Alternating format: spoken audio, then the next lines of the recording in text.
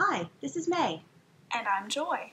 Welcome to the QWERTY Writing Life podcast, where we have candid chats about our creative lives. May and I are friends, writers, and creatives who want to share our endeavors out loud. On this podcast, we're here to encourage each other, and you too, and share tools we've discovered or made up, so you can follow your passions with a little support.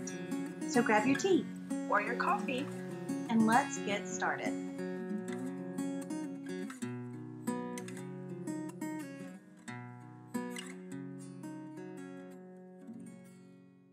Hello, everyone. It's another week. Hello and welcome. Today is going to be our interview with a creative for our winter season, and we have Miss Chloe Rouse Armstrong with us, and she's going to talk to us about finding the story in creative projects. Hi, Chloe. Hi, guys. We are so glad to have you with us. I'm super excited to be here. Good. So I'm going to give a little bio for Chloe, and then we can get right into the conversation. So Chloe Rouse Armstrong is a Hattiesburg native, a newly-ish married woman, a proud auntie, a marketing professional, and a videographer. Her passion for multimedia storytelling allows her to work with organizations and families looking to capture special moments in their lives. She loves working with nonprofits and has won several awards for her work. Chloe is a Dolly Parton enthusiast, a nacho connoisseur, and an Enneagram number 4, which we'll have to talk about because Joy and I have been interested in the Enneagram and haven't researched it yet. This is one of my favorite parts of your biography. It is, if she could live underwater, she would. And in another life, she would be a special education teacher. So welcome, Chloe, to QWERTY Writing Life. Yay! Hi, guys. So, Chloe, we're going to just dive right into the questions, and your title is Multimedia Storyteller, and we absolutely adore that. I think that is the best title in the world, and inquiring minds want to know how and or why did you choose that title? I actually, I felt like for a while that title was just too long because everybody was just like, huh? Like, what do you do? But I stuck with it. It's still my title. I haven't changed it because I feel like that encompasses everything. And I got that actually in college. I took a multimedia storytelling course and had never heard that was a thing. And I was like, this sounds fun. Best class I ever took. Dr. Gina Gale, coolest professor. I think she lives in Chicago now. But just made me fall in love. I was a broadcast journalism major. And at that point, I think I was a junior in college. And at that point, I was like, I don't know if you guys ever did this, but got to the point in college where you were like, I just need to get this degree. And I don't think that I really want to do this, but I just need to get this degree. So that was the point I was at. Because I realized, I was like, I don't like being on camera. I love talking to people, I love asking questions, and I love filming. And the only degree that I could really get was broadcast journalism that looked like all those things. But I was like, I don't want to be a reporter. So anyway, I took her class, and it was all everything that I wanted without the side that I didn't want. So I was like, this is me. This is that's what I am. So yeah. So that's a long story, but yeah, it's just I've stuck with it, and yeah, multimedia storytelling. So what are some characteristics of a multimedia storyteller? How does that distinguish you from the broadcast journalists? Yeah, so I always tell people if you listen to NPR, StoryCorps is something they do, and it's all nat sound, and I don't know. There's something okay, multimedia is all of the things. So photo, video, your interviews, so basically what we're doing right now, if you were to just cut all this up, that's multimedia. There's something that I really love about it because it's telling a story you have so many other options to do it. So it's you don't get over it. You know what I mean?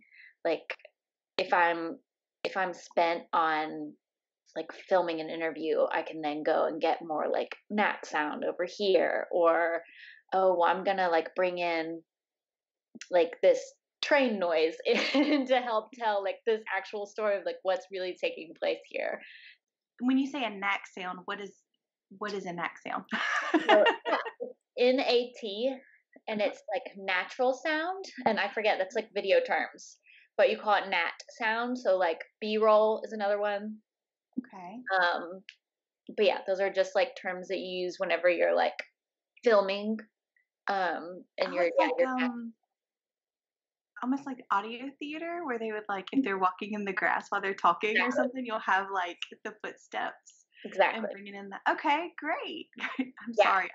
Please excuse my ignorance. I just didn't know. No, I mean that's helpful for me to know too. To be like, oh yeah, you can explain that, Chloe. Yeah, but don't you love those like those little sound bites because it brings you in? So Yeah. yeah, What is it? NPR, is it This American Life or something? I love those stories. yeah, And they'll be interviewing people for a little bit and then it'll be like city noises or something so you can definitely know that the scene is changing and then it'll go into another piece of interview or something. Yeah, it really does give a different experience than just a straight on interview. exactly. Okay. I think I'm with you. Yay. So what led you just to fall in love with photography and videography in the first place? What drew you to that? My dad was a videographer, photographer, and that's like he was always walking around the house with a camcorder in his hand. Like always that old school, like, your hand is like this strapped in the Velcro. And it was like just an extension of him. And I just always, I was always interested in kind of what he was doing, but it also just felt so like comfortable, and I loved that he was able to do that, like that he was able to follow people around, like whether it was our family or like other things that he was working on, and just kind of blend, and capture those moments for people. And so I think that like sort of not even knowing that I was falling in love with that, does that make sense? Like I just sort of naturally fell into it. And like when you literally when you like prompted that question, I had to think about it for a while because I was like, okay, well, what? I don't know, like where did I get them? I was like, well, this makes sense because my dad did it, but yeah, thinking back on like those memories and seeing how he was able to do that for other people, it's kind of like it's something you can like, it's like a gift you can give people, Yeah. Yeah, absolutely. I also hear in your voice, I also hear like a comfortableness with it because you grew up around it. It sounds like the videography, at least in the photography, at least was a bit natural to you. Is that right? Yeah, I mean, I guess I don't know. I mean, he definitely taught me a lot. And so I'm super thankful for that. And I think, yeah, just sort of naturally being around it made me more comfortable, I guess. Mhm. But yeah, I think it was one of those things like I loved it and I didn't realize it was a career I could pursue until later. So, Yeah. yeah. So you talked about your career for just a brief second there. So I just was wondering, is the Chloe Rouse Armstrong Media situation, is that like a freelance thing and then you do something else, or is this the only thing that you do? And the reason I'm asking is because we have this conversation in a lot of our episodes because Joy does this full time and I have a full time like 8 to 5 job Mhm. and then I do this. so, so Yeah. I'm wondering how this works for you. Yeah. So I actually work a regular 8 to 5, and I work as a marketing manager for a veterinary clinic. So yeah, so it's So kind of, exciting. yeah, it all blends because I'm able to still do my passion, which is video, um, and bring that into marketing for them. So it's cool. But yeah, as far as like my side business, I'm then able to use that to help other businesses too. So I'm kind of like all over the place. But yeah, so I'll do weddings, but nonprofit organizations and businesses is something that I love being able to help with that. And it's mostly just like through through video, I'm able to help them in their own marketing. So it's cool. So, yeah, share with us your mindset of moment living. What led you to make that a priority, and how do you seek to actively incorporate that in each of your shoots? That is an awesome question. And a hard one too. I think that I'm obviously like still working on that because I mean, as human beings and as three working ladies, I think we can all relate that it's really hard to be in whatever moment you're in and not be thinking about the 10,000 other things that are either on your plate or in your brain. Like, God, there's so many times when my brain is just far over here and I'm doing like three other things, like whether it's like laundry and work and whatever, and I just can't be in the moment. So all that to say, like I try to give myself grace in terms of me being in the moment. And I think that doing that, like doing the work of filming people and trying to capture those moments has certainly helped me kind of like reflect on that, like because when I'm working, if I'm filming someone, I'm always looking for like their reaction. I'm always trying to make sure, not necessarily that they don't see me, but that I get as candid of a moment as I can. In a wedding, for instance, if like the photographer is normally the one that's sort of arranging everything and I'm kind of like, I try to just be there. I don't want to get like the staged group shot. Like I'll still get it, but that's not what I'm there to get. Like I want to get the mom that's watching the staged group shot. Cause like, like her face, just seeing like the changes in her face, even like the slightest like smile change, and it's just like, that's the stuff that like gets you. I think that when I'm doing that, I'm able to be like, okay, Chloe, this is what this feels like. So try to bring that back into your own life, because like I don't know about you guys, but I know like I can be an extreme workaholic. Yeah. And so like we were on vacation. Yes. Okay. Totally get you. I mean, there's just so many times when I'm like, I'm working for like you work for the life you want to live, right? And then when I'm going to live that life, I'm still obligated to work, or I'm still like so focused on, well, this next project, and it's like, what was the point of this?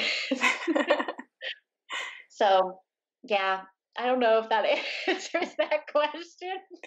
I love how you mentioned that you actively give yourself grace in that, because you're 100% right. I mean, we're nonstop all the time. We're in that fast food drive-through culture, where we're just nonstop, and we always have a million things going on. So, first giving yourself grace, but also being more intentional and just having that thought process and having, bringing that into your life, in addition to the fact that you use this in your multimedia storytelling, which is so wonderful.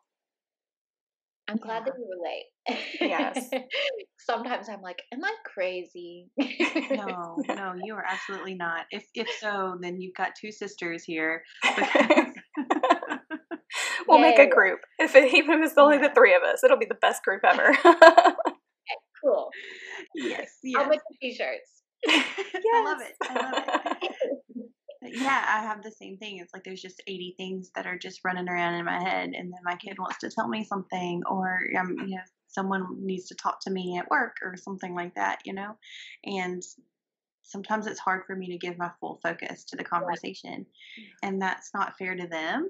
And also, I've been really trying to focus on like relationship building, and that's a part of relationship building is to open ourselves up and allow people to come in, and also for us to give to other people, and that's hard. It's really hard, especially when you have like your professional life, your personal life, your family life, your married, like all of these different labels that pull you in all of these different directions. So yeah, So empathize with you, my friend, Right. and but also see how you are succeeding in these things as well. And you too, Joy, like just really, really pulling it off. Where we do need grace, but also there is celebration there too, for sure. Yeah. And celebration is important. Celebrating even those little things, those small moments, I think is vital to just all around good mental and emotional health. Yeah. And bringing creativity into your life and on a professional level and on a personal level is a huge reason to celebrate as well. So I love seeing you being able to, like live your passion in the marketplace. Not everybody gets to do that. And you're doing it so well.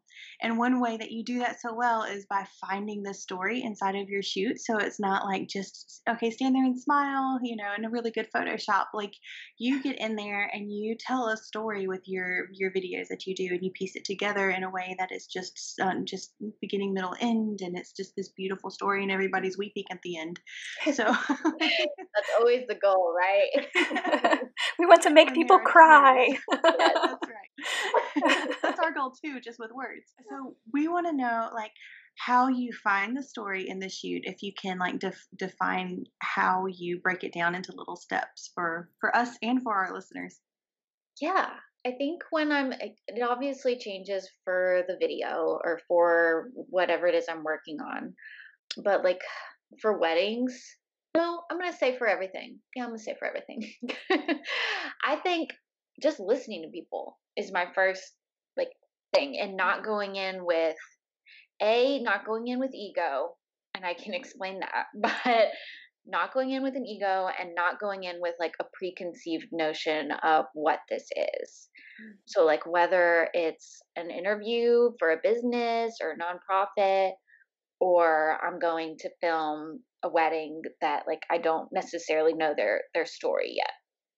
And not like I'll go on their website, I'll do my research, but I try to kind of separate and not really think too much about what I think they're going to say or what I think they're going to do, what I think it's going to look like. And like as soon as I have an open conversation with someone, just really listening to them and not like, okay, what oh, don't say anything stupid, Chloe. Well, and planning, like, is that Yeah, what you like? Your head is trying to make a plan while you're listening to the conversation, but no, you're talking about be in that conversation. Is that right? exactly. Exactly. Because I think I used to do that when I was younger because I was so concerned with I've got to look professional and I've got to, I need for these people to want to hire me again and recommend me. And so I've got to like be on my P's and Q's. And so now I've gotten so much more comfortable in knowing like I'm good at what I do and I can just go into this and I'll be better at what I do if I can hear you. You know what I mean? So yeah. And so sometimes that ends up with me being super awkward and just, like come like my response to things will be weird or something and I might get, but in the end of the day, like I could like focus on that and be like, oh my God, Claire, like, why did you say that one thing? Like that was so awkward or stupid. Or I could realize like, no, I'm gonna put out a really great product and who cares? And I don't, so yeah, I mean, I think that's I don't know about steps in sequential order, but I think that going into it, like I said, ego aside, forget what people are going to think of you because you just take yourself out of it. Like you don't matter. Like not that, I do matter, but in this situation, like this isn't about you. I think that that's something that I've learned over time and I'm getting better at. Still not, I think that everybody is always going to be a little self-conscious, but working on that and yeah, and listening. As you were saying that, I was thinking about the writing process and, the stories that we tell. I think that it's very similar because, you take yourself out of it and you just listen.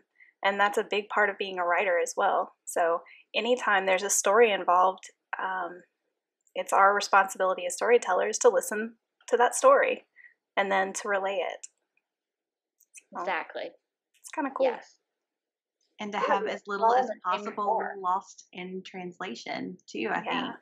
That's true. Too. So then that's kind of the goal, is to get as much as what the story is into whatever medium that we're pouring it into, right? Yeah. So that was so good, Chloe. That was so good. Oh. Yay! What we do here is kind of analyze creativity no matter the medium. Mm-hmm. Because Joy and I are both like really into a lot of different creative things, not just writing, although that's our main medium. So what you just said about ego and listening and like preconceived notions about and planning too much and all of those things are all things that I think fit into any medium whenever you're trying to make a product that is good and to tell the story. Wow. Yeah, that was great. Oh, I'm glad. I'm glad that I feel like that's something that we can all relate to. I also love the part about how, you're still learning. And I think that is across the board for all creatives as well. We're all constantly learning our craft. There's always something new to learn, or, whether it be about the craft itself or about ourselves and about the people around us and the stories that we're aiming to tell. So that's kind of cool. So rolling back around for just a second, while you're listening to these people and you're listening to their stories and you're putting your ego aside and all of these things and you're not planning or whatever, you always seem to find like the good story. So when you're listening to them, is it just something that instinctually pops out, or is there something particular that you're looking for? So here's what I think. I think that people are going to tell you this story. Like, you literally just, you don't go in with it with the story that you want out of it. Mm-hmm. Because, especially when I'm interviewing people, they're going to, whether they mean to or not, they're going to tell you, they're going to give it to you on a silver platter. And you can dig a little bit, and that's kind of like what we were talking about earlier with the whole making people cry is kind of the goal. And it makes you feel a little bit like a masochist, but it's also to me, that's the human connector. And especially when I'm working with nonprofits, if I have a story, say about, a mom, I'm interviewing a mom that's talking about that this organization helped her child speak. And she's talking about the first time she heard her kid's voice. And you're, slowly letting her tell you about that and pulling, and you get to a point where this is gonna be the breaking point. And you want that because especially on camera, it's like, yes. So I think I'm always going to pull for that, but then it's also knowing at the end of the interview, is that the story, or was that again my ego? Was that me? Was I going for the right thing there, or was I doing this because I knew tears on camera, tears on camera, tears on camera? So yeah. In a nutshell, I think people are going to give you the story, and I think at the end of the day, you have to know: is this ethical? Is this? No, that's a good question. Yeah, especially if you're working with other people. It's a great question. And I didn't for the longest time because I was so I was into myself. I was I want that shot, and that's gold. That soundbite is gonna be gold. We're gonna win awards for this. This is gonna be great. But over time doing it, and you have those long sit down conversations with people, and you connect with them. And sometimes I would cry through it with them, but at the end of an interview, knowing that, okay, that's still a human being attached to that story, and this could affect them, good or bad. And so I try to make sure, at the end of any sort of interview like that, it's not really the same with weddings because it's just a happy celebratory day. But most of the time, oh God, Yes, most of the time. When it's not, we pretend that didn't happen. We just cover it up. Yeah, I always want to make sure that I'm telling the story that is there, but I also want to make sure I'm honoring that they're being vulnerable enough to give me that story, if that makes any sense. Yeah, that makes perfect sense. I started out my career in print journalism, actually. And so that was something that, in the interview process, like you're talking about, people they want to tell their stories. They really Mm-hmm. do. But it comes down to you have to decide if that is something that you can share. Is that really something that they wanted to be broadcast, or were they just simply sharing with someone who is finally listening? So and that's something that I try to, because I've taught, I also love photography. May and I both love photography. So I've taught kids photography, and with my own kids, talking to them about taking videos and taking pictures and any of these kinds of things. And I always remind them, don't ever take a picture of someone and then post it without their permission. Don't even, don't video someone without their permission. It's such a huge thing that I think sometimes gets overlooked with the younger generation, because they all have access to cameras and they don't have that understanding of what is ethical and what is not. Right. That sounds like a whole other episode, like creative ethics or something. Yeah. I took a class on that in college, and it'll mess you up. Yeah. It will. Because there's, especially at that age in college, and your brain is still just soaking everything in, and it's almost like, as in journalism, they're telling you the opposite, Yeah. So put your heart over here, because it's the work, and it's just, what's the I can never think of the name of the photographer, but the buzzards over the child in the you know what I'm talking about? Yeah. It's a photo and that's what they pose. They always put it up on that big projector of a bunch of freshmen in college and say, okay, what do you see here? What would you have done?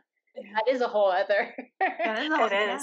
It is. But at the same time, he is like, that is a powerful photo, and that is everywhere, and that's, people see that and they're like, oh God, like, that's happening. That's the whole starving children in Africa.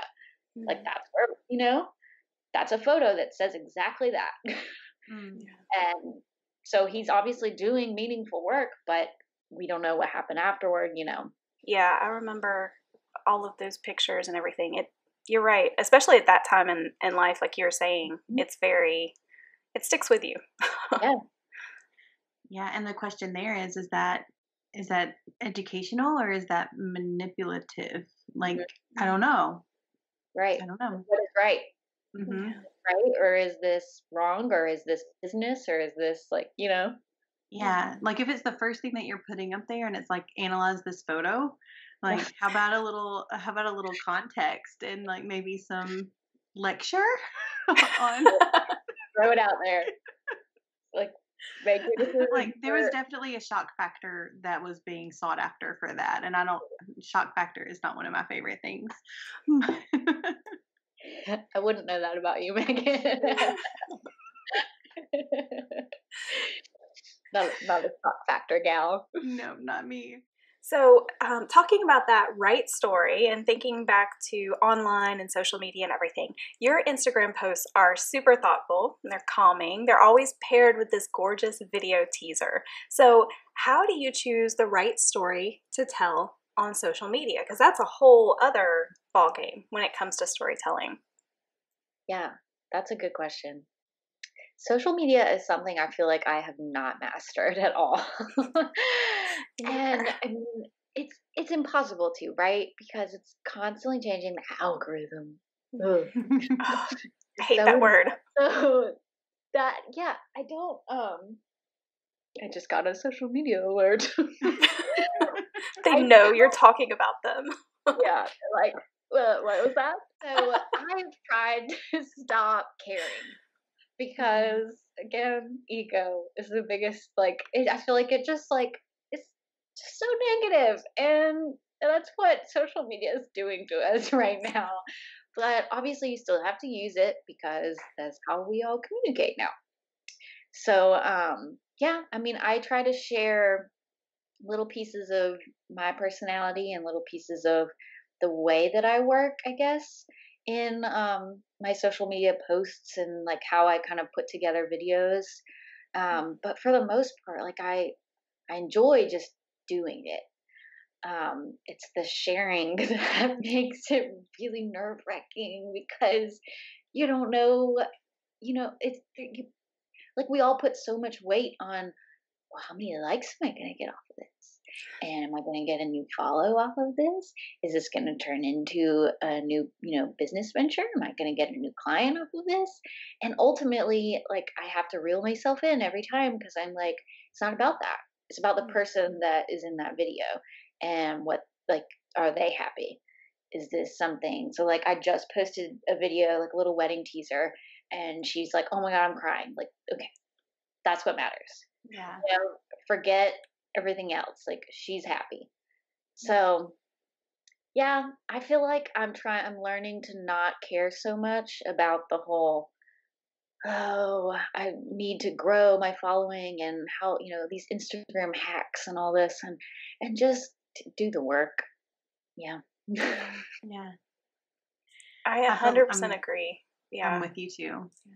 And the funny thing is, I've noticed when I spend a ton of time on a post and I'm like, this is going to go viral. Like, people are going to love this thing. Like, Yeah. I get crickets. And when I just like slap something up, I mean, not like slap something up there. Like, I don't do that. But when it's something that I don't think is going to be such a big thing, Yeah, it ends up being that thing. And, I think that a lot of it is, just being real and putting out who you are and what you do and just being very honest with it. People really, that resonates with people. Mm-hmm. Yeah. And you've actually influenced my social media content too, Chloe. Oh, So I'll get on your Instagram page and I'm reading through and stuff, and every once in a while you'll post something. It's like, it's just this thought you've been having or something that like the moment living, I think, is one of the ones that you posted. And you were like, I'm just trying to live in the moment, like right now. But it was just like this honest, genuine, thoughtful. It wasn't invasive. It wasn't like you were sharing these, the details, specifics about something that was going on with you. But it was just like this nice thought that, that you'd been pondering or something for a little while, and you just decided to share it in a couple of paragraphs with this beautiful video teaser with it. And I thought that for someone who doesn't like social media, this might be the way to run social media, by just being, like socially vulnerable. yeah. In a way, but and honest. So yeah, not like ripping your heart out and just like sharing all of your demons or anything like that, but just these little thoughts, these little things that cross your mind. And I just really I kind of took to that, and I started thinking that maybe I'm not the only one who needs to hear these thoughts, or maybe I'm not the only one who are thinking these things right now. And so this might be something to share. And I actually did it. I don't know if you saw the post with like Cole and and Clay and their cousin. Yes, that was so cute. So that was inspired by you and your social media prowess. So. That makes me happy because that's all. I mean, I feel like that's what we should all be, especially now. Mm-hmm. Just kind of being like, okay, just what matters. So Yeah. glad that it comes across that way and not, I don't know. Yeah. Way. And Joy mentioned, I think it was in one of our last episodes, we did a series for like 2020, 2021, the beginning, like what we learned and like what we're doing next. And she mentioned something about just she didn't want to be a part of the noise of the internet. And so she stepped away for a bit. And I was thinking about that, and I was like, I don't want to be a part of the noise either. Like, I want to be something that's, if it's there for a reason, And I feel like that's probably the answer a bit to not being a part of the noise, but being a part of the conversation. For sure. That's like Yes, that's very well said. I was listening to this podcast right before we got on here tonight, actually, and it's Word Matters, I think is the name of it. It's from Merriam-Webster. They have their Word of the Day podcast, and it's only a couple of minutes, and I actually use that in school with the kids a lot. But this one talks about, and this is the first time I listened to it, but it talks about words, like new words in the dictionary and stuff like that. And they were talking about all of this new batch of words that they just put into the dictionary. And a lot of them have come from COVID and from, people working from home more and things like that. And one of the words, and now I can't remember what the word was, but it was about that. It was, people who do things on social media so that people think that they are behind whatever movement or whatever, so that they can look good, but it's just kind of, it doesn't have any weight to it. Superficial. So, yeah, very superficial. Yeah. And it goes back to everything that you were saying earlier about, the listening and the learning. And those are things that, and I know May mentioned earlier, the being part of the conversation. So all those things go together. And I think that sometimes we just want to say something and we want to be that noise. We want to be seen or heard or whatever, when all of us should be learning and listening and, just being part of the conversation. For sure. Yeah, for sure. That's very well said. So, on a lighter note, yes, of like the things that you video, of the celebratory events and stuff that you capture, do you have a favorite? And it can be an event, like in general, or it can be like a specific something that you have done. That's a hard one. Okay. So when I think about like my favorite thing to do when it comes to work is 100% nonprofits. And so I zone in on that. Okay, well this one was actually not for nonprofit. But it was a man's 100th birthday.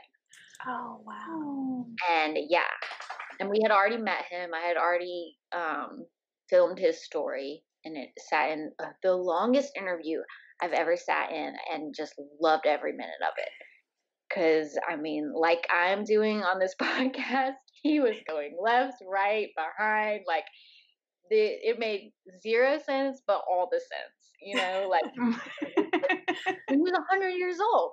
So he was telling me like all about his life, and I was, slowly but surely like listening. Okay, yeah, I want to come back to that. I want to come back to that, like, because I knew it was gonna veer. But yeah, I think that so we had filmed that interview and pieced that together, and I think that video had already gone out by the time it was his birthday celebration that we were invited to. And he was, oh man, he was just so precious. Like, I love old people anyway, but he was great. And he just was so appreciative. And it's like, I literally just sat and listened to you and filmed your story. And he was so appreciative. And his birthday was just, everyone was there, and they were honoring him like he needed to be honored. And it was just really cool to be able to like be in the room for that. And that may seem like small, because it's like, okay, but what did that do? And I don't think it did anything big picture, but it was just like, it was really cool. Yeah, and I remember some of his stories still, and just he's not alive with us. He's not here with us anymore.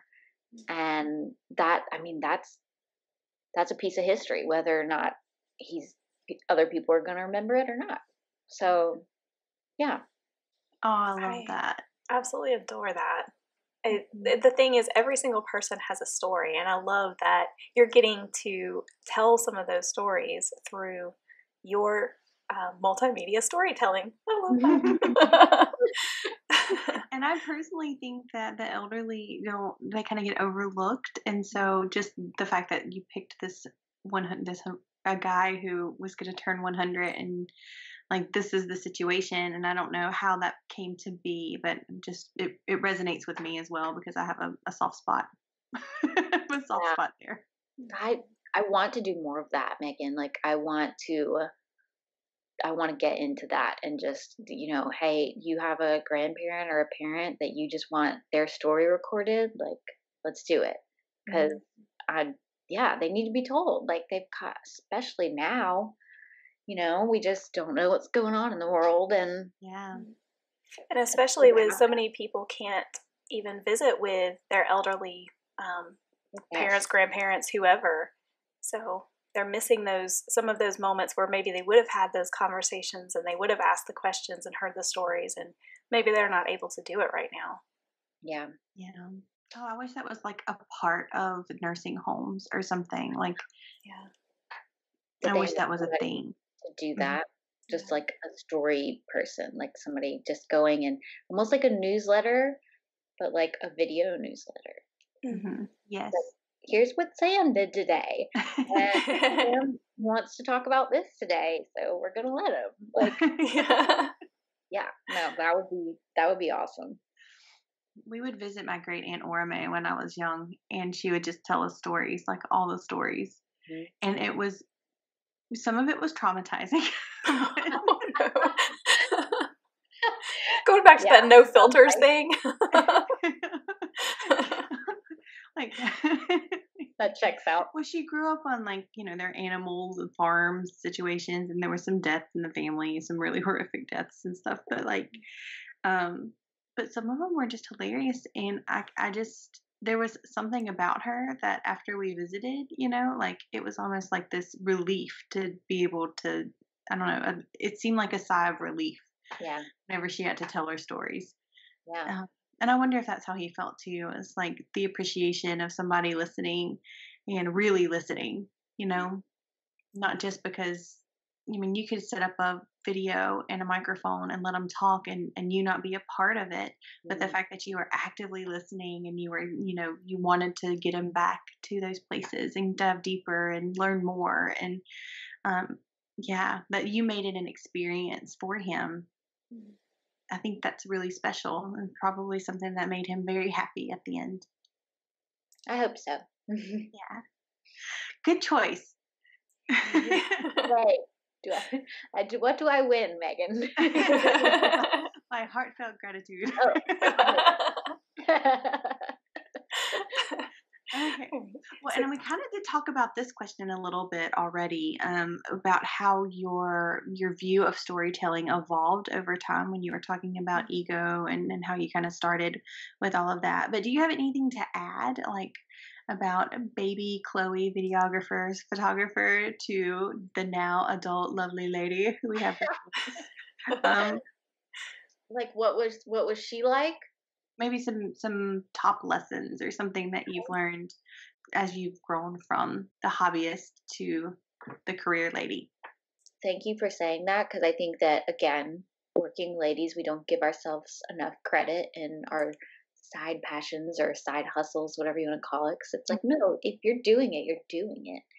Yeah. So I'm still learning to say that like, yeah, I do own my own business and I am a videographer and I do this. So thank you.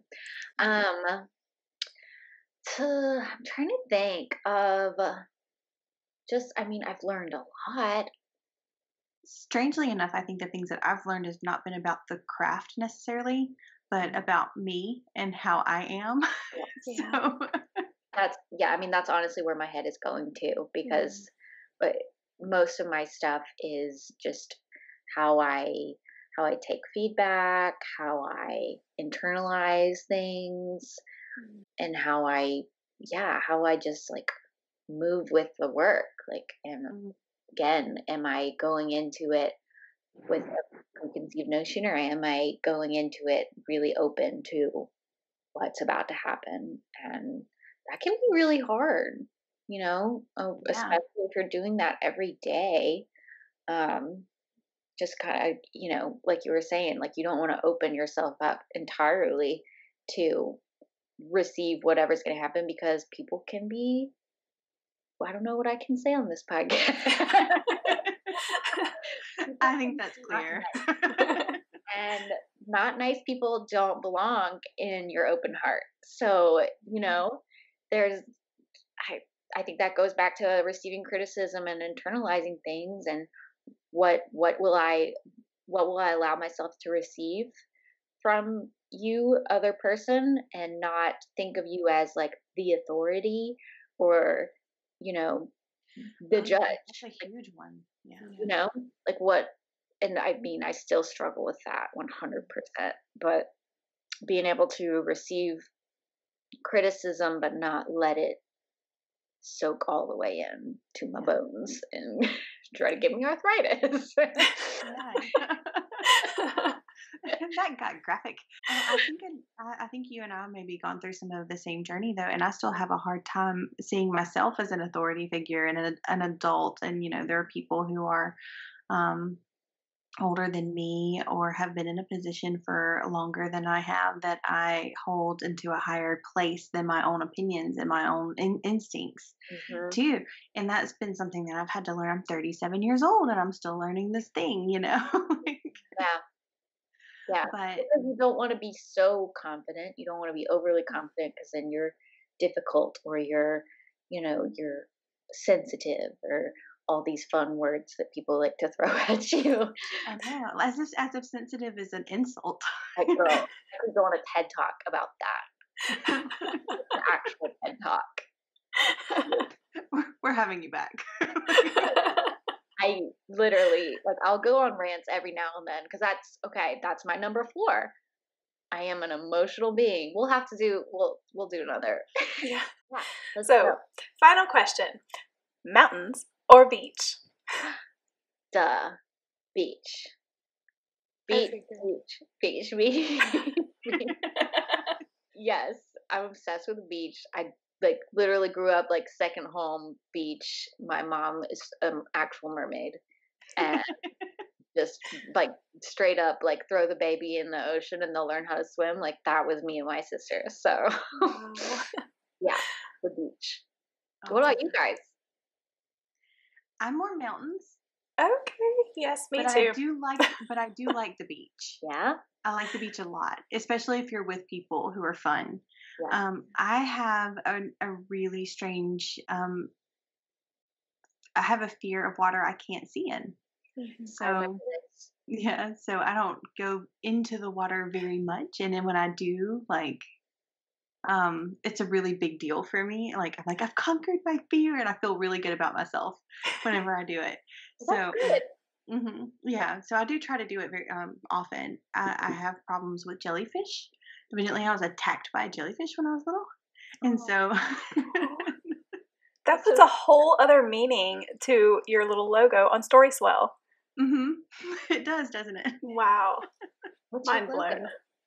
So I have a new venture, and it's storyswell.net, and it's like an online community for storytellers and story lovers. And so the swell, you've got like the waves and stuff like that, but the logo is a jellyfish. Oh, And it's so a it's no longer gorgeous fear. jellyfish. So yeah, so it's kind of like facing your fears, but it's also like just not, there's some things that you don't have to be afraid of. Ah, You that is know, really cool. I need to check that out. yeah, it's not super done yet, but yeah, you can. It's storyswell.net. Okay. Don't burn it, Megan. Don't burn it. If it's super done, it's going to be burnt.